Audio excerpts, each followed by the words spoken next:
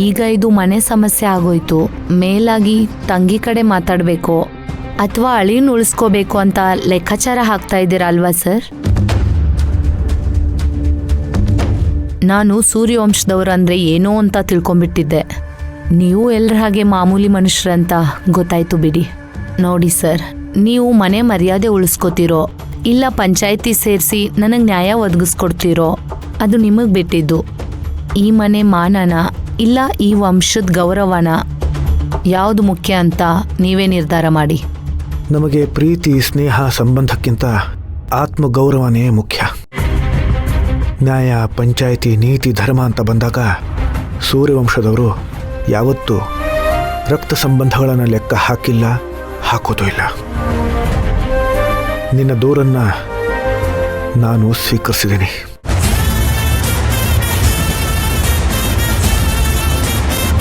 ನಿನ್ನ ಸಮಸ್ಯೆನ ನಾನು ಊರು ಪಂಚಾಯಿತಿಯಲ್ಲಿ ಬಗೆಹರಿಸ್ತೀನಿ. ನನ್ನ ತೀರ್ಪು ನ್ಯಾಯದ ಕಡೆನೇ ಇರುತ್ತೆ. ಇದು ಈ ಮನೆತನನ ಕಾಯ್ತಾ ಇರೋ ಆ ಸೂರ್ಯ ಚಕ್ರೇಶ್ವರಿ ಜಗದಂಬೆ ಮೇಲೆ ಆಣೆ.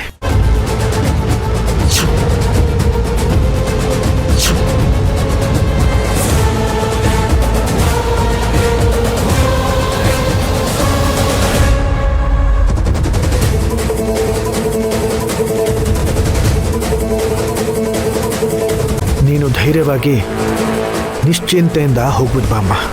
ನಿಜವಾಗ್ಲೂ ನೀವು ತುಂಬ ಗ್ರೇಟು ಸರ್. ನಿಮ್ಮಿಂದ ತುಂಬ ಉಪಕಾರ ಆಯಿತು. ನಾನಿನ್ನು ಬರ್ತೀನಿ ಯಜಮಾನ್ರೆ.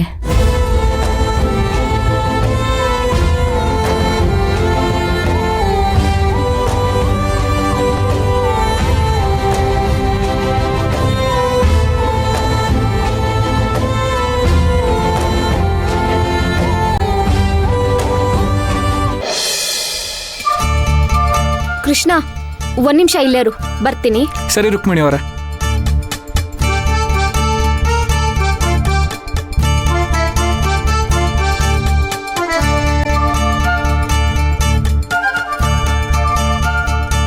ರುಕ್ಮಿಣಿ ಅವರೇ, ನನಗೆ ಗೊತ್ತು ನಿಮಗೆ ಲೈಟಾಗಿ ನನ್ನ ಮೇಲೆ ಲವ್ ಶುರು ಆಗ್ತಿದೆ ಅಂತ.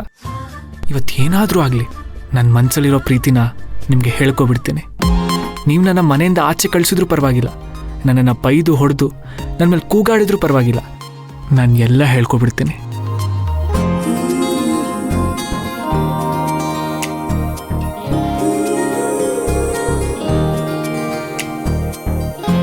ರುಕ್ಮಿಣಿ ಅವರೇ, ನಿಮ್ಮ ಕಣ್ಣು ನೋಡಿದ್ರೆ ನನಗೆ ಭಯ ಆಗುತ್ತೆ. ನೀವು ಕೋಪ ಮಾಡಿಕೊಂಡ್ರೆ ನನ್ನ ಮಾತು ನಿಂತೇ ಹೋಗುತ್ತೆ. ಅದಕ್ಕೆ ನನ್ನ ಭಾವನೆ ಎಲ್ಲ ಈ ಲೆಟರ್ನಲ್ಲಿ ಬರೆದಿಟ್ಕೊಂಡಿದ್ದೀನಿ. ಅಕಸ್ಮಾತ್ ನನ್ನ ಮಾತು ನಿಂತು ಹೋದರೆ ನನ್ನ ಅಕ್ಷರಗಳನ್ನ ನೀವು ಓದಬಹುದು.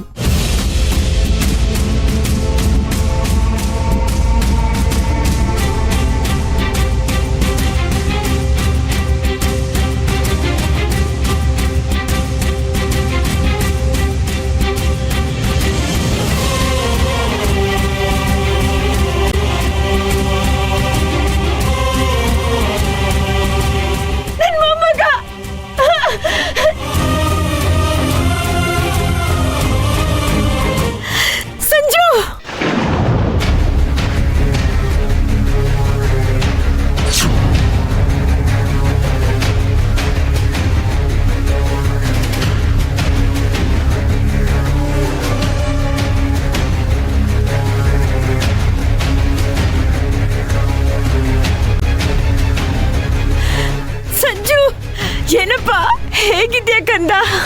ಹೇಳಪ್ಪ, ಹೇಗಿದ್ಯಾ? ಅಜ್ಜಿ, ನೀನಾ? ಯಾಕಪ್ಪ ಸಂಜು, ನನ್ನ ನೋಡಿ ಇಷ್ಟೊಂದು ಗಾಬರಿ ಆಗ್ತಾ ಇದೀಯಾ? ಅಜ್ಜಿ, ನೀನ್ ಹೇಗಿಲ್ಲಿಗೆ ಬಂದೆ? ನಿನ್ಗೋಸ್ಕರ ನಾನು 10 ಊರು ತಿರುಗಿದ್ದೀನಿಪ್ಪ. ಯಾಕಪ್ಪ ಸಂಜು, ನನ್ಗೆ ಹೇಳ್ದೆ ಕೇಳ್ದೆ ನೀನ್ ಬಂದ್ಬಿಟ್ಟೆ. ಅಜ್ಜಿ, ನಿನಗೆ ಎಲ್ಲಾ ವಿಚಾರನೂ ಗೊತ್ತಲ್ವಾ? ಗೊತ್ತಪ್ಪ, ಗೊತ್ತು.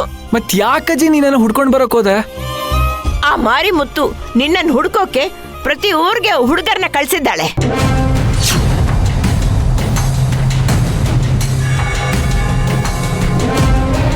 ಮೊನ್ನೆ ನಿನ್ನನ್ನು ಕೇಳ್ಕೊಂಡು ನನ್ನ ಹತ್ರನು ಕೆಲ ಹುಡುಗರು ಬಂದಿದ್ರಪ್ಪ.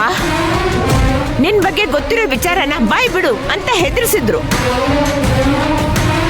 ಆ ಆದ್ರೆ ನಾನೇನು ಹೇಳಿಲ್ಲಪ್ಪ. ನಿನ್ ಸತ್ಯಮೂರ್ತಿಯವರ ಮನೆಯಲ್ಲಿ ಸುರಕ್ಷಿತವಾಗಿದ್ಯಾ ಅಂತ ನನ್ಗೆ ಗೊತ್ತು. ಅಜ್ಜಿ ಆ ಒಂದು ಧೈರ್ಯದಿಂದಲೇ ನಾನು ನೆಮ್ಮದಿಯಾಗಿ ಓಡಾಡ್ತಾ ಇದ್ದೀನಿಪ್ಪ. ಅಜ್ಜಿ ನಾನು ಅಲ್ಲಿರೋದು ನಿನಗೆ ಗೊತ್ತು. ನಾನ್ ಗೋಪಾಲ್ನ ಹುಡ್ಕೊಂಡು ಸತ್ಯಮೂರ್ತಿಯವ್ರ ಮನೆಗೆ ಬಂದಿದ್ದೆ. ಅಲ್ಲಿ ನಿನ್ನ ನೋಡ್ದೆ.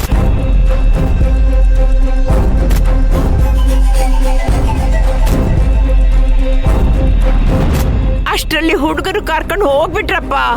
ಅಯ್ಯೋ ಅಜ್ಜಿ, ನಿನಗೆ ಗೋಪಾಲ ಸಿಕ್ಕಿದ್ನಾ? ಹೌದು. ಸಂಜು ಸಂಜು ನಿನ್ನ ನೋಡಿ ಎಷ್ಟು ದಿನ ಆಯ್ತಪ್ಪ, ಮಾತಾಡಿ ಎಷ್ಟು ತಿಂಗಳಾಯ್ತಪ್ಪ. ಅಜ್ಜಿ ಅಜ್ಜಿ, ನನ್ನ ಬಗ್ಗೆ ನೀನು ಏನು ಯೋಚನೆ ಮಾಡಬೇಡ ಅಜ್ಜಿ. ಅಜ್ಜಿ, ನಾನಿವಾಗ ಸತ್ಯಮೂರ್ತಿ ಅವ್ರ ಮನೇಲಿದ್ದೀನಿ. ನನಗೆ ಹಿಂದಿಂದೆಲ್ಲ ನೆನಪಿಲ್ಲ ಅಂತ ಸುಳ್ಳು ಹೇಳ್ಕೊಂಡು ಬದುಕ್ತಿದ್ದೀನಿ. ನೀನು ನಾನು ಕಣ್ಣು ಹಿಡಿದು ಮಾತಾಡಿಸ್ತೆ ಅಂತ ಯಾರಿಗಾದ್ರೂ ಗೊತ್ತಾದ್ರೆ ನಾನು ಮತ್ತೆ ತೊಂದರೆಯಲ್ಲಿ ಸಿಗಾಕೋತೀನಿ. ಅಲ್ಲಪ್ಪ. ಅಯ್ಯೋ ಅಜ್ಜಿ, ನೀನು ಮೊದಲಿನಿಂದ ಹೋಗು, ನಾನು ಫೋನ್ ಮಾಡೆಲ್ಲ ಮಾತಾಡ್ತೀನಿ. ಹಾಗಲ್ಲ ಕಣೋ. ಒಂದು ನಿಮಿಷ ಅಜ್ಜಿ.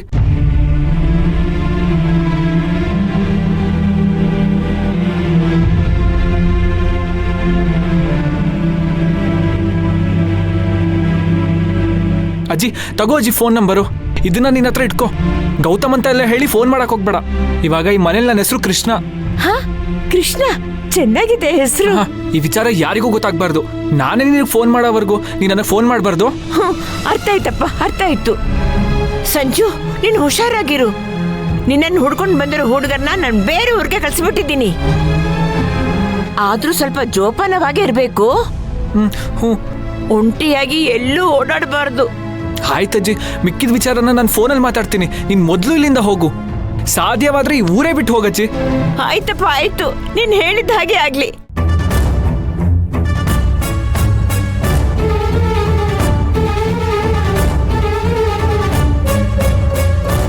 ಸರಿ ಅಜ್ಜಿ. ಕೃಷ್ಣ,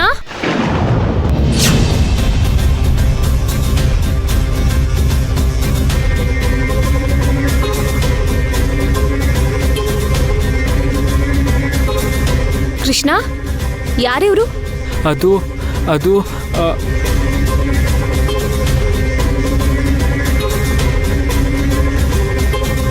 ನನಗೆ ಇವರು ಯಾರು ಅಂತಾನೆ ಗೊತ್ತಿಲ್ಲ ಅಪ್ಪ.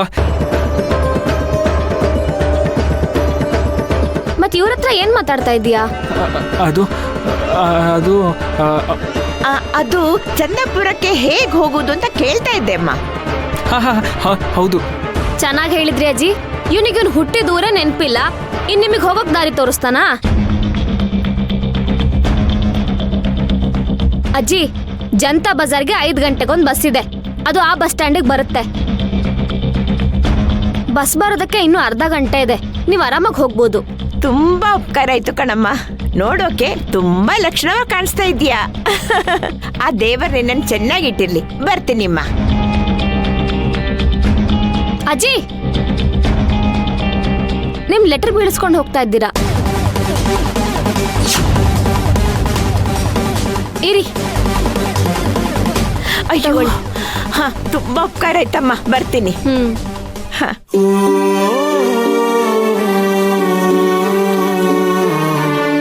ಕೃಷ್ಣ, ಹೊರಡೋಣವಾ? ಮೊದಲು ಇಲ್ಲಿಂದ ಹೋಗೋಣ ಬನ್ನಿ.